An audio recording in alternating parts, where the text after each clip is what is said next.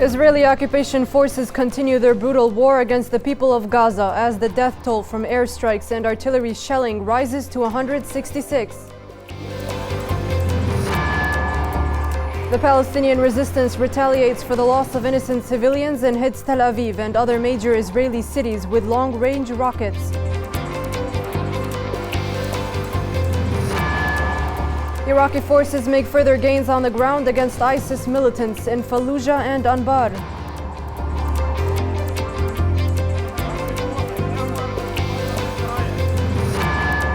And Iran warns to walk away from nuclear talks if excessive demands are imposed.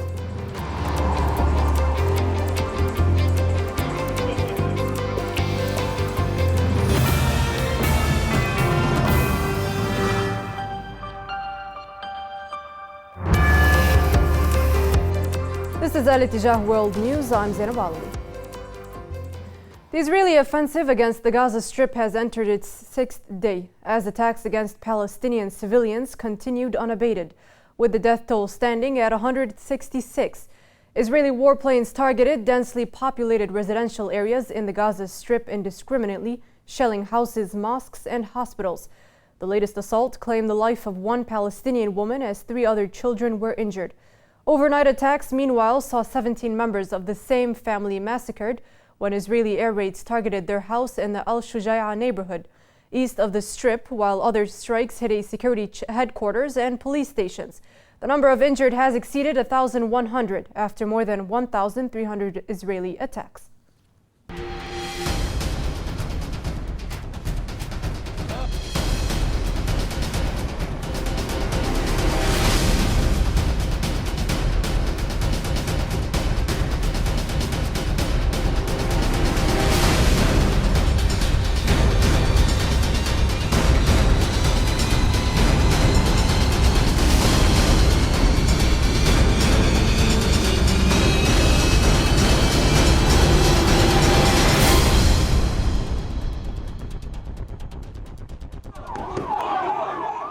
Another day and another massacre has been committed by Israeli occupation warplanes. The entire Batsh family was killed in eastern Gaza last night, including 18 people and more than 50 others wounded. The family's misery didn't end there. Due to the lack of vital medical supplies, hospitals in Gaza were unable to provide adequate treatment for the devastated family. The hospital lacks everything. There is no cotton to clean up my injured son's face from his blood. According to the Palestinian Ministry of Health, Gazan hospitals are in dire need of 30% of essential drugs, while 15% of the remainder is expected to be exhausted within the next couple of days as the brutal Israeli assault continues. In addition, hospitals are running extremely short on items like gloves, urine catheters, painkillers, surgical threads, antibiotics, and other critical medical equipment. Gaza Strip hospitals are suffering from severe lack in medicine and medical supplies. Today, we can say that the situation inside our hospitals is code red. There is a high degree of risk we may reach a catastrophe if we do not receive any help or aid soon. According to health experts, hospitals in the Gaza Strip have fallen short of medical supplies as Israeli occupation assaults have left around 1,100 people wounded, most of whom women and children.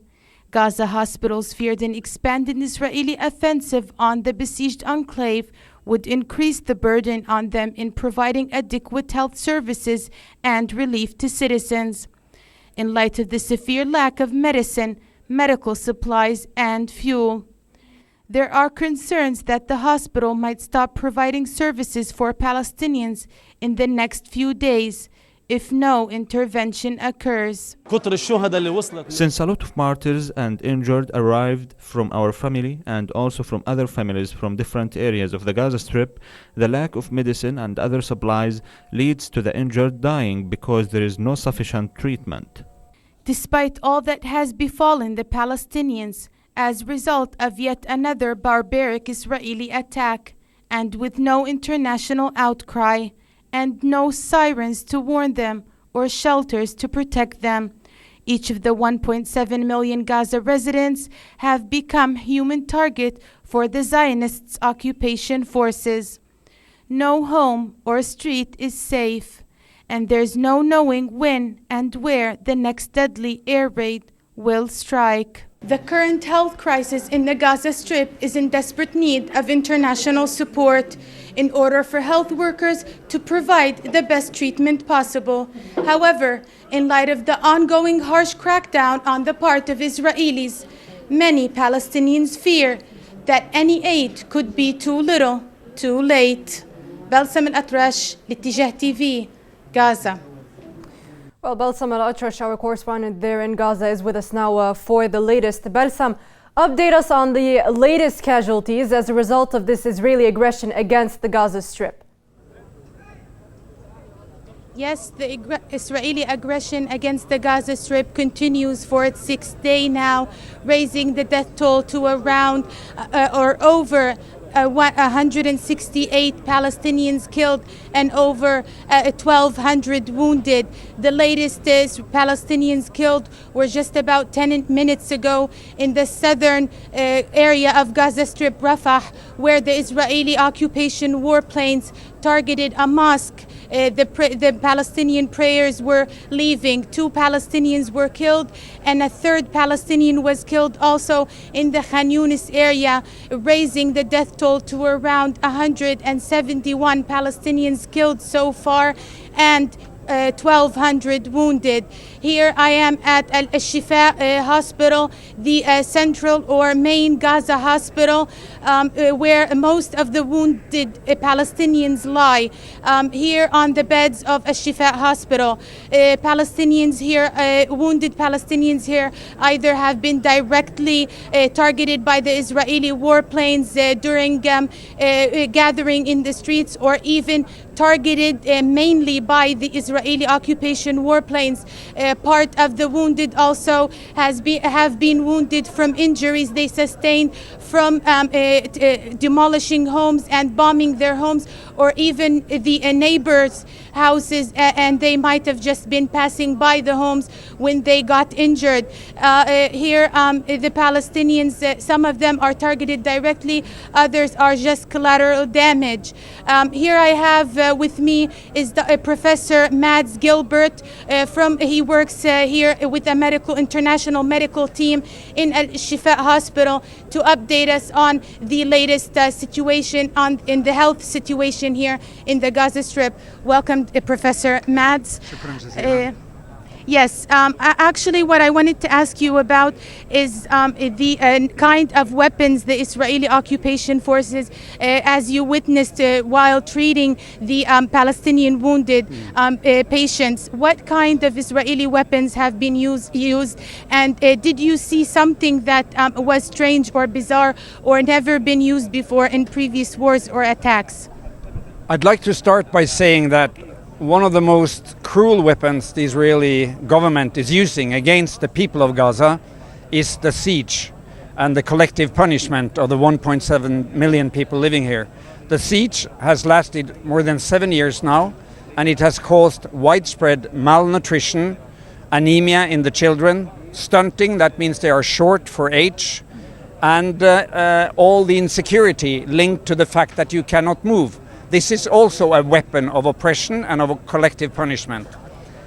For the hospitals, this siege means that they are lacking everything. They are lacking disposables, they're lacking medical instruments, they're lacking sutures, they're lacking IV fluids, everything you need to run a hospital, in addition to the lack of electrical power, water, and financial resources to pay the staff. Actually, the staff in Shifa are working for no payment for the last 4 months. In addition to these weapons, you have the military weapons, the bombing, and as you said, until now, 1,221 Palestinians have been injured. Among them, 600 were children and women. That is 50% of the injured are children and women. And as the Israelis are saying that their bombs are hitting what they are targeting, that means that they are actually bombing the civilians. Among the 170 killed, 60 are children and women. So far, 36 Palestinian children have been killed, and 24 Palestinian women have been killed.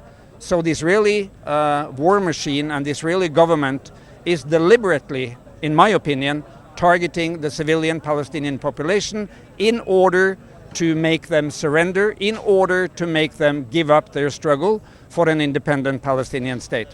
Then comes the military weapons, and there is no doubt that we, from 2006, have seen the use of rockets on the drones, the Zenanis, with light, small diameter bombs, like the dime bombs and the spike bombs, spike weapons. Yes, regarding the dime bombs, these bombs have been announced internationally banned, and also that these kind of bombs, when they target civilians, they lead to amputation in the lower limbs of the body and lead to shredded body parts, also deformation in the Palestinians or in the wounded internal organs. Is that true, doctor? Well, many different weapons can cause these kind of injuries. Amputations have been seen as long as we've had explosives. So the dime weapon is special in the sense that it is extremely powerful, but it has a very short range, only meters, and it does not produce shrapnels. So in one way you might say that it could be a weapon that could save civilian lives, but used in a population like in Gaza, where people are living in such crowded quarters, you have to remember that it's only 360 square kilometers, and there are 1.7 million people living here, and the average age in Gaza is 17.6 years. So you are bound to hit the civilians. And yes, we see the brutal amputations, we see the double limb amputations, we see the high limb amputations, and the combination of amputations and burns. So these are devastating injuries. They are hitting the civilians, and it is extremely upsetting and painful to see the injured Palestinian children, of course. And what strikes me most is the double standards of the world. Now, if the Palestinians, God forbid, should have killed 60 Israeli children and women, what would the world have said then? I think it's time to upgrade the value of a Palestinian life to the same value as a Norwegian life or an Israeli life or a US life. We are all the same, and the Palestinians deserve our solidarity and our support in these dark hours. Thank you very much, Professor Matz. Thank you.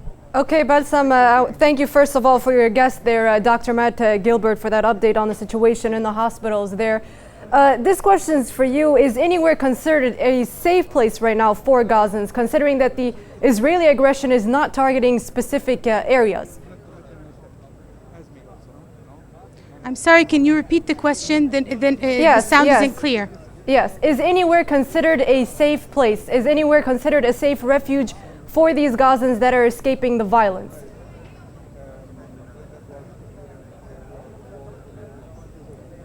I can't hear you. I didn't understand the question. Okay, we're seeming to witness some technical difficulties there with Balsam Al-Atrash, our correspondent in Gaza.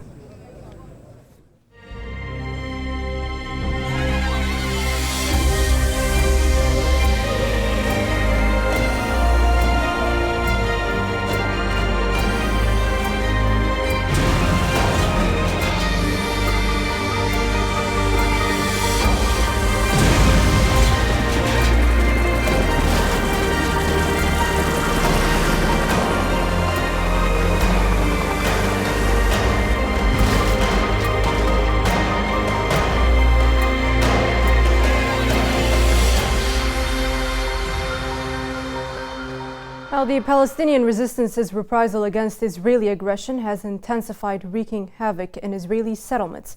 Al-Qassam Brigades, Hamas's military wing, fired a salvo of M75 rockets into Tel Aviv, one R-160 into Haifa, and a Fajr missile at Rishon LeZion. Meanwhile, the Islamic Jihad's Al-Quds Brigade struck Ashkelon and other settlements with Grad rockets. Earlier, 2 Israelis were injured in Ashkelon after resistance rockets hit the area, along with other settlements such as Ashdod, Gosh Dan, and Naharia. Large swaths of Israeli-occupied territories were targeted by several Palestinian resistance factions, with more than 70 rockets triggering sirens of alarm. Around 208 Israeli settlers and troops have been wounded since Tuesday, after more than 850 rockets were fired at Israeli settlements. Israeli troops are continuing to amass on the border fence with Gaza as they wait for the green light to carry out a ground incursion. Tens of thousands of Israeli occupation forces have been positioned along the barrier, where they have been placed on high alert. Around 20,000 reservists out of a total of 40,000 have been called up so far after the Israeli cabinet sanctioned their mobilization. And Israeli aggression has forced thousands of Palestinians to flee their homes, either in fear of becoming the next target or because their houses have already been destroyed in airstrikes. Sketching rockets on a chalkboard is how these Palestinian children spend their time at this UNRWA school after being displaced from their homes in Gaza. Instead of coloring their dreams, these Gazans are drawing their utmost fears. Instead of going to school for education, these children are sheltering in them and learning a hard life lesson. We saw everyone packing and leaving, so we got our children ready in the middle of the night. We were very scared. Thousands of Palestinians have been internally displaced in the Gaza Strip and have sought shelter in schools as a result of relentless Israeli aggression. UNRWA now has 8 schools sheltering at least 4,000 displaced Gazans. Those who had a ticket out seized the opportunity, but not without condemning the U.S. for backing Israeli atrocities. The worst part of everything that's going on here is that I'm in danger because of the $3.1 billion that the U.S. is giving Israel every year. And we've been for 6 days trying to talk to the embassy, trying to talk to the consulate, telling them that it's not safe here and this is not life. That what they are living here, what they're 24/7, it's not life. They don't know how to sleep, they don't know how to eat. This is Ramadan. We're halfway through Ramadan. They don't know, their whole life revolves around this war, and it's been going on for too long. And the fact that we consider ourselves free while the Palestinians are suffering, it's not right. Palestinians living in the besieged enclave have been subjected to systematic attacks and therefore forced to flee their homes. But for many, escaping Israeli violence is close to impossible when warplanes are striking almost every area in Gaza. Sunday's cabinet meeting, Israeli Prime Minister Benjamin Netanyahu reiterated that Israeli occupation forces will continue operating forcefully in Gaza. The Israeli PM said that Tel Aviv does not know when the offensive against Gaza will end, stressing that it may take time. Netanyahu accused Hamas of using civilians as human shields to justify the Israeli systematic attacks on Gazans. Meanwhile, Palestinian President Mahmoud Abbas has called on the Israeli offensive on Palestinian territories to be stopped. Abbas made the remarks as he met the United Nations Special Envoy Robert Siri in the West Bank city of Ramallah. Abbas also handed Siri a letter addressed to the United Nations Secretary General Ban Ki-moon, in which he appealed for international protection for Palestinians against the latest round of brutal Israeli aggression. The Palestinian leadership is in a continuous meeting, in particular the joint command of the executive and central committees. Today they took a decision to call for international protection for the Palestinian lands and nation. Israel went deeper in everything, and its offensive on the Palestinian nation should be stopped. Condemned the Israeli entity's brutal crimes against Gazans. The Iranian legislature issued a statement urging international bodies to take immediate action to bring an end to the slaughtering of Palestinians. The assembly went on to slam the U.S. and its allies for backing Israeli assaults, while deploring some Islamic countries' indifference to these attacks.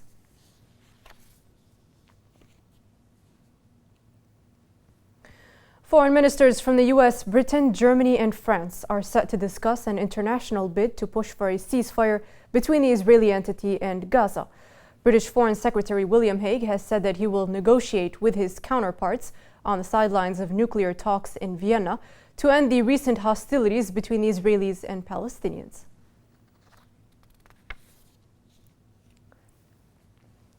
And for his part, French Foreign Minister Laurent Fabius called for a ceasefire agreement between the Israelis and Palestinians. In Gaza, just like in Israel, the absolute priority is for a ceasefire. There are large numbers of victims in Gaza and rockets have been fired at Israel. And in this context, with an absolutely disastrous escalation, France, like the United Nations Security Council, asks for a return to the agreement of 2012, which had ceasefire as its objective. Stay with us here on Al Ittijah World News, still to come.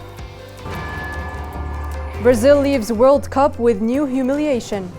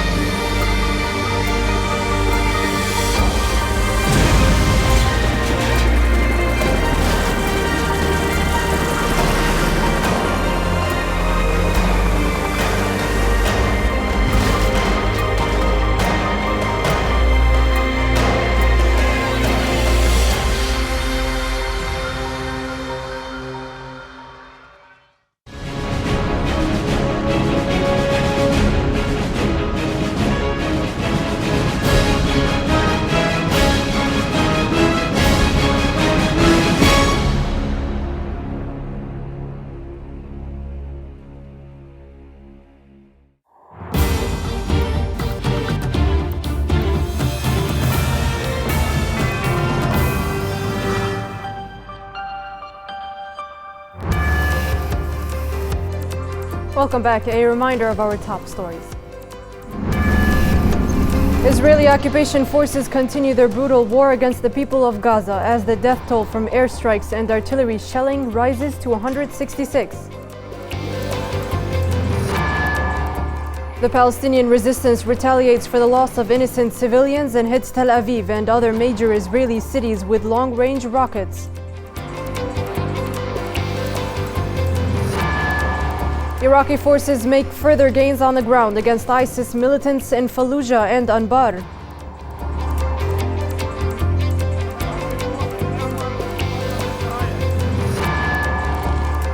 And Iran warns to walk away from nuclear talks if excessive demands are imposed.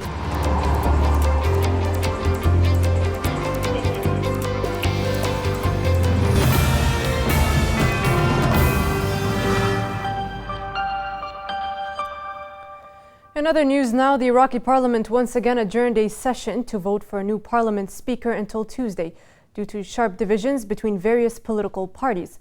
The parliament convened for the second time since legislative elections were held in April. Failure to agree on a speaker will further delay the vote for a new president and prime minister.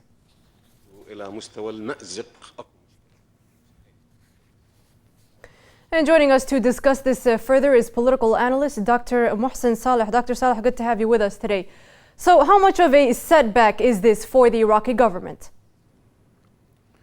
Well, I guess the situation is not the convening of the parliament. It's the issue bigger than that. It's a regional issue. It's becoming probably an international issue. We have to look at the meeting in Vienna. We have to look at what's happening in Palestine as well and in Syria. So the issue is not something local politics. It's related to many ramifications in the region. That's why I guess there will be nothing will happen in the next meeting in the parliament, and it's been shown that it is difficult for the parties to agree either on the president or the prime minister or even the speaker of the parliament. Well, how does this gap in the different political factions, how does this disrupt efforts to fight terrorism in Iraq?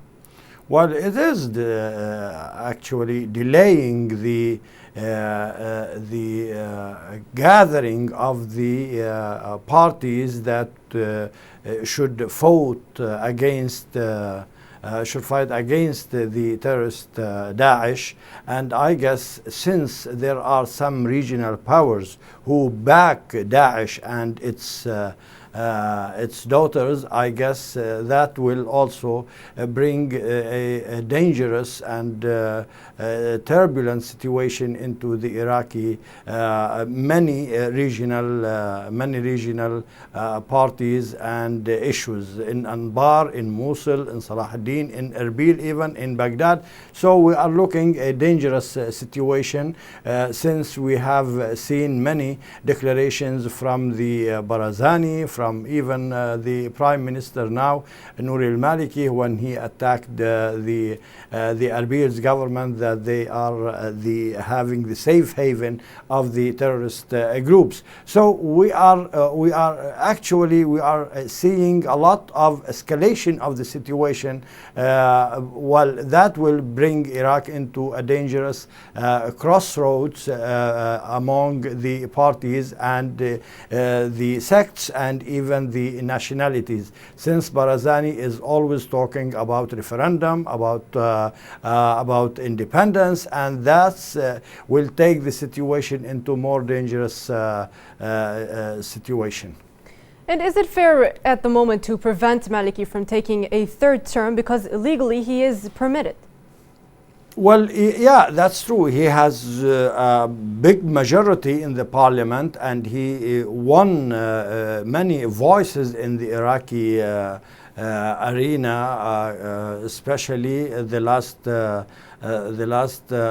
law will allow him to take this office. But I guess since there are many problems among these parties, probably they might find an alternative for al-Maliki, especially some of the Shiites' voices raised to replace al-Maliki with somebody else in order to facilitate the way for the political solution. Well, we have a real dilemma here. Political, we have economic, we have social, we have sectarianism, we have nationalism, we have many problems. I guess the Americans are behind all of these problems since they were occupying Iraq for at least 10 years, and still they have a great influence in the situation. We have the Turks, we have the Saudis, we have of course many regional players in Iraq. So we are having here a great impasse in the Iraqi situation. We have to look, it will take some time before we can look at a reliable solution for Iraq. It's part of the regional issues that will probably take some time in order to make the big deal, if there will be a big deal, especially since the Palestinian issue is really now on a great and dangerous situation. Indeed, there are many problems in Iraq, and what's not helping this even further is the escalating tensions between the Kurds and Baghdad. Now, the government in Baghdad. Yeah. Now, the Kurds have once again decided to boycott the parliamentary session. I mean, what will they gain from such a move? Well, I guess the Kurds will not gain anything. I guess taking this path in the political situation in Iraq, they will lose their influence on the Iraqi agenda and the Iraqi future, and they will take this narrow step of bringing the emotional situation of the Kurds into what's so-called independence for their identity. When I heard Masoud Barzani talking about identities in Iraq, I was afraid from these steps to take some people into nowhere in Iraq in the political situation in the region. I guess the Kurds could have a great influence in the Iraqi whole political situation, and I guess they can do better than that what they are doing with this president or with this party. I guess there are many parties in the Kurds arena. They don't agree with Barzani. However, probably he will have this kind of help from the Turks in order to find the situation or the rift between the PKK and the Barzani party. But I guess the situation in Iraq is really having a dangerous period, a dangerous step by finding these parties. Everybody is taking another road in the regional political situation and not taking the national interest in their account. So what's it going to take to bridge this gap? I mean, because failure to form a government clearly favors the militants. So what should be done here to bridge this political gap first? Well, I guess the Kurds, they have this big share in having the president in Iraq, and I guess the Sunnis and the Shi'is, they have divided, or they have shared the political authorities, and they have shared the economic situation, and they are rich and they wealthy, and they could really manage the situation in a different manner, in a different way. But since there are some regional powers, as I have mentioned, the Saudis and the Turks are really intervening in this dangerous manner. I guess the situation from here we can find these difficulties. I guess the Americans and the Iranians and also the international community could help the Iraqis to get rid of the situation and go into a new phase of their political activities that would preserve their identities, all of them, in one authority, in integrated authority in Iraq. But since we have seen these statements from Barzani and others, I guess the Kurds are probably will be the most losers in the Iraqi situation if they went into this astray in declaring their independence. Okay, Dr. Mohsen Saleh there, a political analyst. Thank you very much for joining us today. Thank you. Thank you.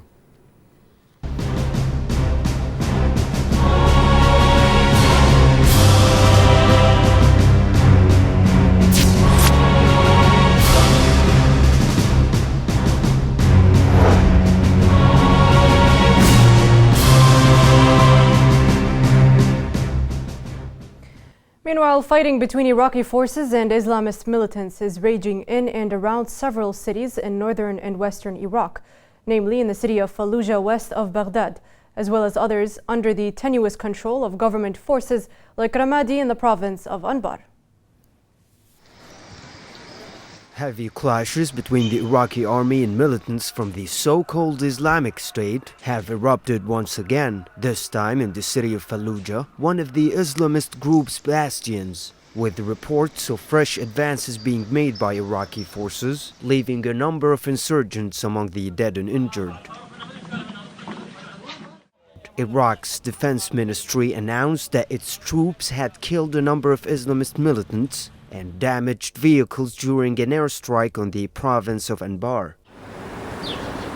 In a surprise assault, some 29 people, 20 of them women, were killed in an apartment building in eastern Baghdad by gunmen wearing a mix of plainclothes and camouflage uniforms. Police said silenced guns were used in the attack. Earlier, Iraqi forces repelled an assault by militants on the city of Samarra, where volunteer paramilitaries helped government forces halt an advance by Takfiri militants. We are members of Commando Regiment of Samarra Operation Command. We are still steadfast and the morale of the soldiers is very high. We have repelled an attack by the Islamist militants to thrust into the city, and we have crushed them on the outskirts of the city and we turned them into mere dust. To the south of the capital, Baghdad, Iraqi forces discovered a weapons cache believed to belong to the Islamist militants. The cache, which was found in the Arab Jabur area, contained a large number of explosive materials, explosive powder, bullets, and mortar rounds. Tips by one of our sources in the area indicated that terrorists have moved yesterday weapons to this site as our forces tightened their grip on the right side of Al-Khatmiya area. Our troops found this cache that contains a large number of explosive materials and munitions, which are used in making bombs. The recent gains by the Iraqi army have given a moral boost to the spirits of the majority of Iraqis, who are well aware that a new wave of extremists' violence could further disintegrate the crisis-ridden country. Now, the number of internally displaced Iraqis has skyrocketed recently when Islamic State militants seized Iraq's second city of Mosul and other areas north of the country. The UN, for its part, is facing enormous pressure to make life easier for refugees living in camps across the country. Our Baghdad correspondent Wissam Al-Bayati filed this report from Al-Khazar refugee camp. As the brutality of the ISIS in Mosul, Salahuddin and Kirkuk provinces against the civilians is continued, thousands of Iraqi families have fled their homes heading to the semi-autonomous region of Kurdistan to seek a sanctuary for their children. The response of the Kurdish authorities was filtering the displaced people according to their ethnic, sectarian and religious affiliations. The Kurdish government gave the green light to the Kurds and Assyrians to enter Kurdistan and kept the Turkmen, Sunni and Shiite Arabs in the middle of the desert without any protection, medical services and supplies. According to the refugees who reside in Al-Khazar camp 60 kilometers west of Erbil, which houses more than 15,000 families, the camp lacks the basic and medical services, and their concerns are growing as the camp does not have any security measures to secure the camp. They further said that they only receive 1 meal per day, and the meal is not even healthy, as according to their description they feel sick after every meal. With the provided water, the situation is even worse, as they say that more than 200 people have been transferred so far to the hospital after drinking the water. Therefore, they have stopped drinking the water provided by the contractors, as they believe that the water is contaminated. The presence of the militants in Mosul has paralyzed the works and harmed our life. We cannot work anymore. The militants brought the insecurity and unemployment, regardless to the daily damages in the governmental buildings. The Prime Minister should do something about this and end the people's suffer. On the other hand, the refugees have agreed that the presence of the ISIS members in their provinces have only brought insecurity, destruction and economy damages, and the only reason behind their displacement is to survive. I came to this camp to survive from the IS excessive brutality in Mosul, but we suffer from the lack of supplies, food and basic services. They give us only 1 meal per day. Where should we go? The government has to make quick response. The officials in the World Food Programme have admitted that the services in the camp are not enough to seal the daily demands of the refugees and called on the international community to support their efforts in these camps. The challenge is that we do not have the necessary resources to provide the assistance that is required for a sustained period of time. According to the UN and human rights reports, more than 1.2 million Iraqis are internally displaced. Most of them are in Kurdistan. The refugees from Salahuddin and Mosul provinces have described the security situation in their provinces as hell and urged the Iraqi government to liberate their cities. Wissam Al-Bayati, Al-Ittijah, from Al-Khazar camp in Kurdistan.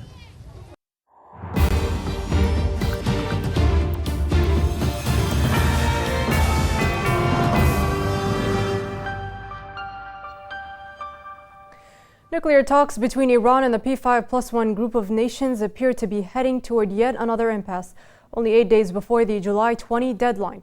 However, the arrival of foreign ministers to the high-level meetings has only increased the chances of a possible deal being struck. The Islamic Republic of Iran is ready to simply walk away from the nuclear talks with world powers due to excessive Western demands. That's according to Iran's Deputy Foreign Minister and Chief Negotiator, Abbas Araghchi.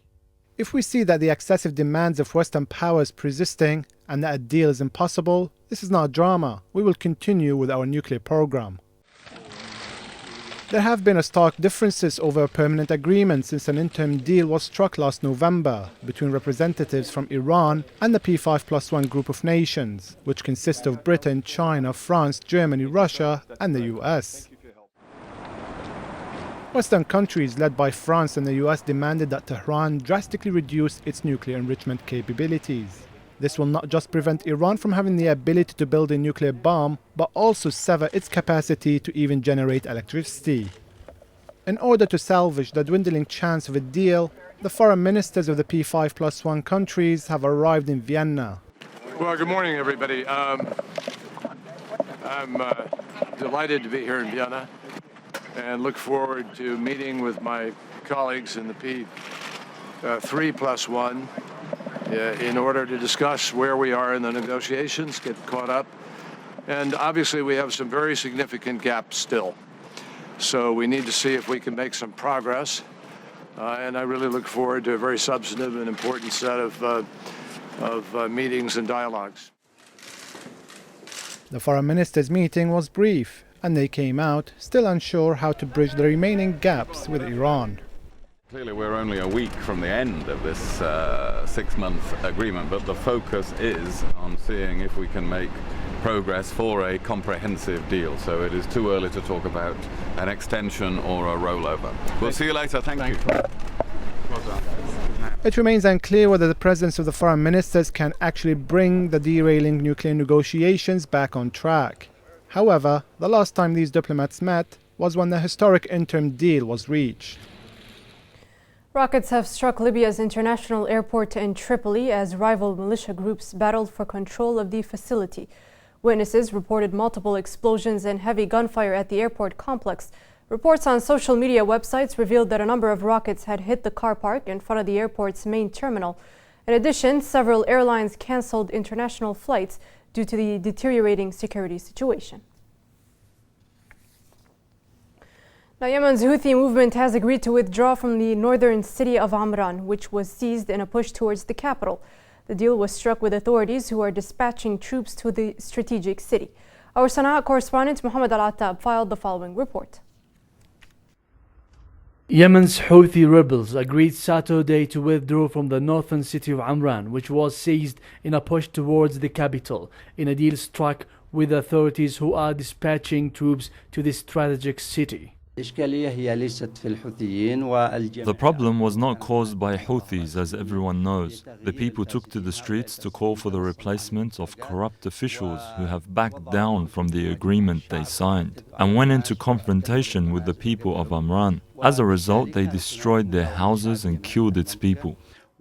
The Houthi fighters seized the strategic city Tuesday in a new challenge to the government, which is also facing Al-Qaeda threat and a separatist movement in the south. The capture of Amran, just 50 kilometers north of Sana'a, threatened a federalization plan that was agreed upon in February following national talks as part of a political transition. The decision came before President Hadi appointed a number of commanders in different military regions in a step believed to help pave the way for the deal between the Houthis and the government to be implemented. The delay of such decisions is natural as President Hadi was subjected to different challenges. This includes dismantling the military influential powers. So Hadi's decision was issued to meet the Houthis' alleged cause, which were the reason for their fight against these traditional military powers. Amran was seized after 4 days of fierce fighting, with unconfirmed reports revealing as many as 400 people have been killed. The Red Crescent said the violence also uprooted at least 10,000 families. Yemen's Houthi movement, which draws its name from the tribe of its founding leader Hussein Badruddin al-Houthi, has been fighting against the central government in Sana'a for years. The Shia fighters blamed the government for political, economic and religious marginalization of the country's Shia community and violating their civil rights. With intermittent clashes still being waged in Al Jawf Governorate, many observers believe that Yemeni President Abdurrabbu Mansour Hadi needs to address the conflict in Al Jawf Governorate similarly to that of Amran and prevent the country's security forces from being dragged into tense confrontations. Mohammed Al-Attab, AEE TV, Sana'a. In tandem with an earlier announcement by Kiev, Ukraine's military launched a deadly attack on the outskirts of the eastern city of Donetsk, killing at least 30 civilians and injuring dozens. Now this as local residents continue to flee raging battles ahead of further assaults. It is the onslaught that President Petro Poroshenko had promised and which the Ukrainian army has perpetrated. Kiev said it will chase and kill every rebel in the east. But yet again, it is civilians who are paying the ultimate price.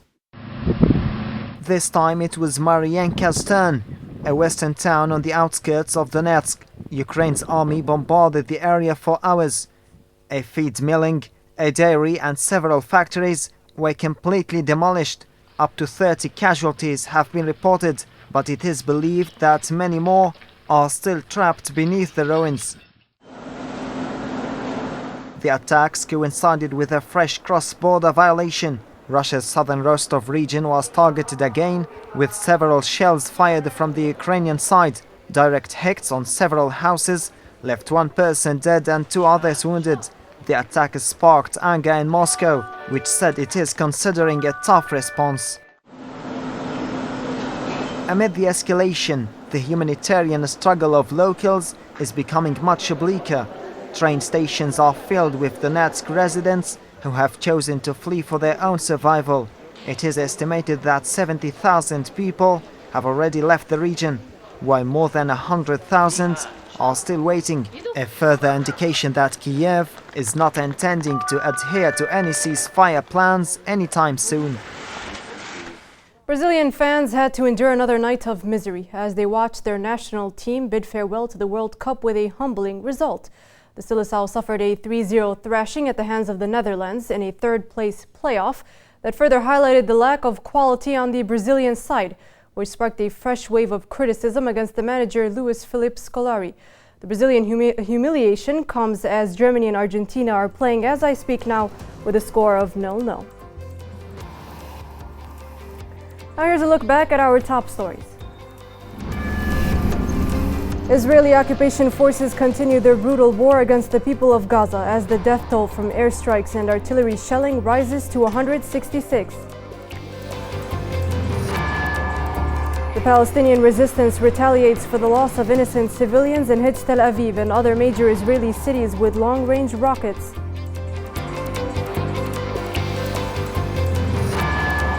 Iraqi forces make further gains on the ground against ISIS militants in Fallujah and Anbar.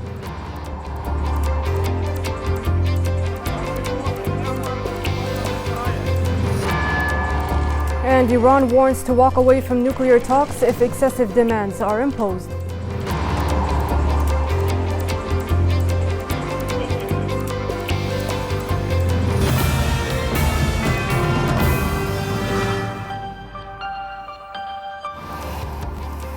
Well, that's it for today. Have a good night.